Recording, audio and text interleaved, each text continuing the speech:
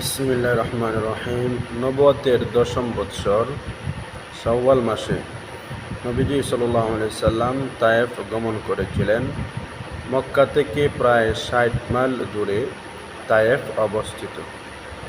নবীজি সাল্লাল্লাহু আলাইহি সাল্লাম দীর্ঘ দাওয়াতের পরে মানুষদের অত্যাচারে জুলুমে নির্যাতিত নিষ্পেষিত হওয়ার পরে আল্লাহ রাসূল মনে মনে ভাবলেন, আচ্ছা, আমি তো এতদিন যাবৎ আমি আমার প্রতিবেশী, আমি আমার এলাকাতে কালিমার দাওয়াত দিয়েছি।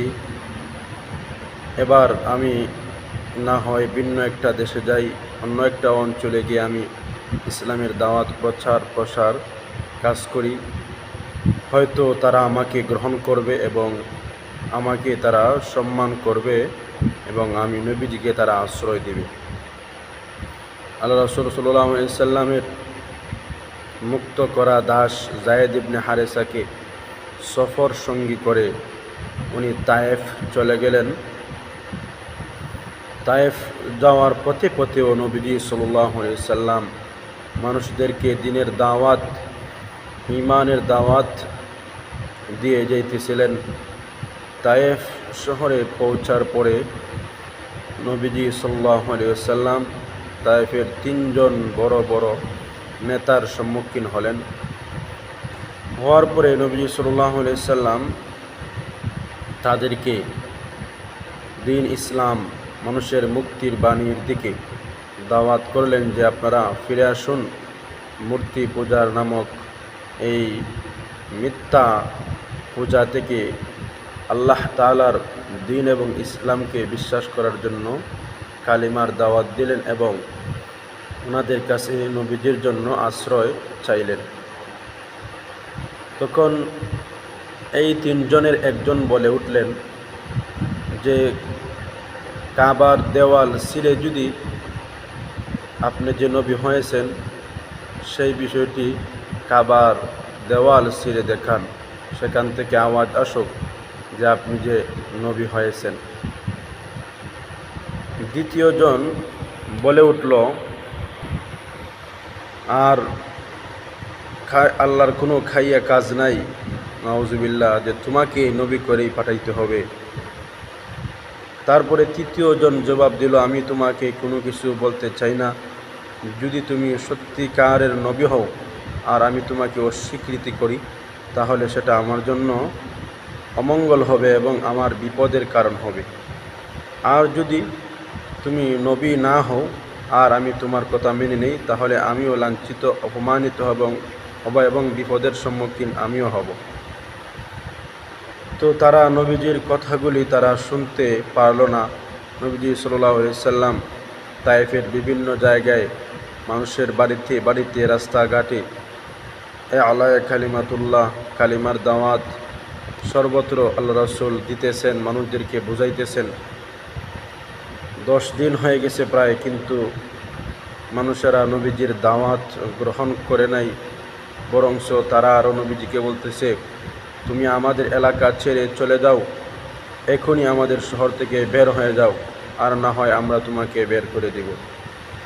নবীজি সাল্লাল্লাহু আলাইহি সাল্লাম তাদেরকে দাওয়াত দেওয়ার পরে ক্লান্ত পরিশ্রান্ত হয়ে যখন মনে মনে ভাবলেন যে না, এদেরকে দাওয়াত দিয়ে তারা ঈমান কবুল করবে না, এই বলিয়া রাসূল সাল্লাল্লাহু আলাইহি সাল্লাম যখন তিনি মক্কার দিকে যাত্রা শুরু করবেন, ঠিক ওই সময় তায়েফের এই অমানবিক বেঈমানরা তাদের শিশু কিশোরদেরকে নবীজির দিকে তারা লেলিয়ে দিল। তারা নবীজিকে কটাক্ষ করতে লাগলো, তারা নবীজিকে গালিগালাজ করতে লাগলো, তারা বিশ্রী ভাষায় নবীকে পাগল আরও বিভিন্ন কথাবার্তা বলতে লাগলো। শুধু তাই নয়, তারা নবীজি সাল্লাল্লাহু আলাইহি সাল্লামকে পাথর কংকর মেরে আঘাত করতে লাগলো।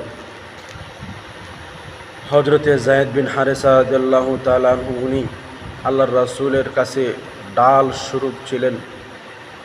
বর্ণিত আছে উনার মাথায় আঘাত লেগে, বিভিন্ন জায়গায় আঘাত লেগে রক্তে রঞ্জিত হয়ে গেছেন। নবীজি সাল্লাল্লাহু আলাইহি সাল্লামও রক্তে একেবারে শেষ হয়ে গেছেন। কয়েকবার নবীজি সাল্লাল্লাহু আলাইহি সাল্লাম তাদের এই আঘাতে জর্জরিত হয়ে জমিনে লুটায়ে পড়েছিলেন। তো আল্লাহ রাসূল সাল্লাল্লাহু আলাইহি সাল্লামকে তারা এইভাবে অপমান করে, লাঞ্ছিত করে নিজেদের শহর থেকে বের করে দিলেন। তায়েফ থেকে প্রায় 3 মাইল দূরে এসে একটি খেজুর বাগানে রাবিয়া নামক এক ব্যক্তির খেজুর বাগানে আশ্রয় নেওয়ার পরে ওই জায়গাতে আল্লাহ রাসূল সাল্লাল্লাহু আলাইহি সাল্লাম ক্লান্ত এবং পরিশ্রান্ত হয়ে একটি গাছের নিচে উনি ঘুমিয়ে পড়লেন। তারপরে ওই বাগানের একজন মানুষ কৃতদাস, সে নবীজি সাল্লাল্লাহু আলাইহি সাল্লামকে কিছু খেজুর হাদিয়া দিল। নবীজি সাল্লাল্লাহু আলাইহি সাল্লাম গ্রহণ করলেন এবং খাইলেন। হযরতে যায়েদ ইবনে হারিসা রাদিয়াল্লাহু তাআলা আনহু উনিও আল্লাহ রাসূল সাল্লাল্লাহু আলাইহি ওয়াসাল্লামকে ওনার শরীর মুবারক থেকে রক্ত মুছতেছেন আর পড়তেছেন। রক্ত টপ টপ করে বেয়ে পড়তেছে। কিতাবের মধ্যে আছে নবীজির জুতা মুবারক পর্যন্ত, পা মুবারকের সঙ্গে জুতা মুবারক লেগে গিয়েছিল রক্তের এই প্রবাহতার কারণে। আল্লাহ পাক রব্বুল আলামিন এই অবস্থা দেখার পরে উনি মুহাম্মদুর রাসূলুল্লাহ সাল্লাল্লাহু আলাইহি ওয়াসাল্লাম আল্লাহর কাছে ওই সময় একটি দোয়া করেছিলেন। উনি দোয়ার মধ্যে বলেছেন, আল্লাহ, আমি দুর্বলদের মধ্যে হইতে একজন এবং আমার দুর্বলতা ও অসহায়ত্ব আমি স্বীকার করি। আল্লাহ, আপনি আমার উপর অসন্তুষ্ট হবেন না। আপনি আমাকে কাদের কাছে প্রেরণ করলেন? যারা আমার সঙ্গে রূঢ় আচরণ করে, যারা আমার সঙ্গে বাজে বিহেভ করে। হায় আল্লাহ, আপনি আমাকে কাদের কাছে প্রেরণ করলেন? যারা আমার চাইতে অধিক শক্তিশালী এবং তারা আমাকে হত্যা করতে চাইতেছে। আল্লাহ, আপনি আমাকে সাহায্য করুন।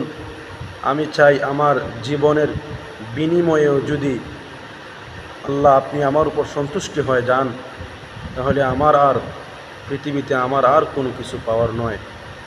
আমি চাই না কোনোভাবেই আপনি আমার উপর অসন্তুষ্টি হন। আল্লাহ, আমার কষ্ট হয়েছে, অসুবিধা নাই, আমি চাই যে আপনি আমার উপর সন্তুষ্টি থাকুন। তারপরে আবার যখন মক্কার দিকে পথ ধরলেন, কিছু দূর যাওয়ার পরে আল্লাহ পাক রব্বুল আলামিন হযরতে জিবরাইল আলাইহিস সালামকে প্রেরণ করলেন। আল্লাহর রাসূলের কাছে আসার পরে জিবরাইল এর সঙ্গে আরও 2 জন ফেরেশতা আগমন করলেন। আসার পরে নবীজিকে সালাম জানালেন, ইয়া রাসূলুল্লাহ, আল্লাহ তাআলা আপনার এই কষ্টগুলি দেখেছেন এবং আমাদেরকে প্রেরণ করেছেন। এই যে দেখেন, আমি 2 জন ফেরেশতা নিয়ে আসছি যারা পাহাড়ের জিম্মায় আছেন। আপনাকে যে এই তায়েফের মানুষেরা কষ্ট দিয়েছে, আপনি যদি চান, আপনার অনুমতি যদি হয়, তাহলে তায়েফের 2 পাশে 2টি বিশাল বিশাল পাহাড় রয়েছে। ওই পাহাড়গুলি দিয়ে তাদেরকে এমনভাবে চাপা দেওয়া হবে, তারা খুবই কষ্ট এবং লাঞ্ছনার মৃত্যু তারা বরণ করবে। মুহাম্মদুর রাসূলুল্লাহ কত উদারতা ছিলেন এবং কত ধৈর্যশীল এবং উম্মতের প্রতি কতটা দরদি মায়া ছিলেন, উত্তর শুনলেই বুঝতে পারবেন। আল্লাহ রাসূল বললেন যে, আমি তো এই পৃথিবীতে, আল্লাহ আমাকে ওমা আরসালনাকা ইল্লা রাহমাতাল লিল আলামিন, আল্লাহ আমাকে এই পৃথিবীতে রহমত হিসাবে সৃষ্টি করেছেন। আমি এই পৃথিবীতে কাউকে আযাব এবং কষ্ট দিতে চাই না।